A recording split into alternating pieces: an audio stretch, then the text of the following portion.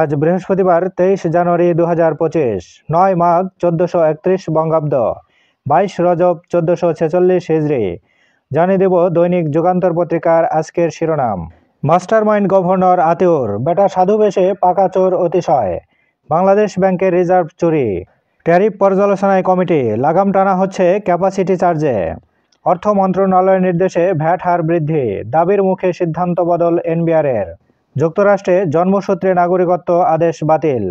স্বপ্ন ভাঙছে অনেকের, ফিরতে হবে দেশে।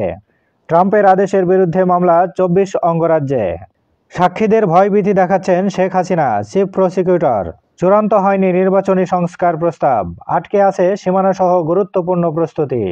জাতিসংঘ মহাসচিবের সঙ্গে প্রধান উপদেষ্টার সাক্ষাৎ, রোহিঙ্গা সংকট সমাধানে কাজ করছে ইউএনএইচসিআর। প্রতিদিন দৈনিক পত্রিকাগুলোর শিরোনাম জানতে লাইক, কমেন্ট এবং সাবস্ক্রাইব করুন। এবার শেষের পাতা। জুলাই গণ অভ্যুত্থান স্মৃতি জাদুঘর, কচ্ছপের পিঠে স্বপ্নের যাত্রা। 4 মাসে গণভবনের মালিকানা গণপূর্ত থেকে সংস্কৃতি মন্ত্রণালয়ে স্থানান্তর। জাতীয় জাদুঘরের অংশ হবে না স্বতন্ত্র জাদুঘর হবে, এখনও তা চূড়ান্ত হয়নি।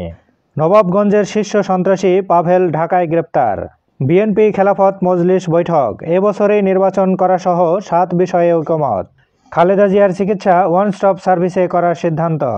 ব্যালটে ইসলামপন্থী দলগুলোকে একসঙ্গে চায়। জামায়াতের নির্বাচনী ঐক্যে বাধা মতাদর্শিক দূরত্ব। অন্য দল ও আলেমদের সঙ্গে আকীদাগত মতপার্থক্য সমাধানের চেষ্টা। একটি আসনে একজন করে প্রার্থী রাখার সমঝোতায় জোর। একাদশ সংসদ নির্বাচনের কারচুপি খতিয়ে দেখবে দুদক। সাবেক 2 নির্বাহী প্রকৌশলী সহ 13 জনের দেশ ত্যাগে নিষেধাজ্ঞা। রাজশাহীতে বিএনপি নেতাদের দখল ও চাঁদাবাজি।